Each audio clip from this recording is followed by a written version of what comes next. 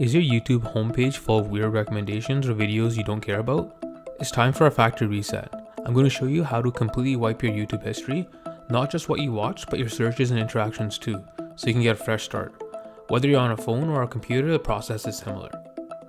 On a computer, go to left sidebar and click history. On your phone, tap your profile icon or U in the bottom right, and then hit the settings gear icon on the top right. From here, look for Manage All History.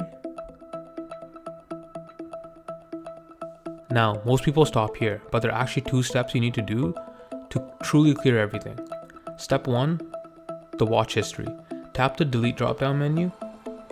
You can choose a specific range, but for a totally fresh start, select Delete All Time. Confirm it and boom, your watch history is gone. But wait, we aren't done. The algorithm still knows what you like based on your thumbs up and downs. We need to clear your interactions. Now tap on Interactions, select video likes and dislikes. On a phone, tap the 3 dots in the corner and hit Delete All. And just like that, your account is brand new. Ever wonder how to turn on comments on YouTube? Check this video now.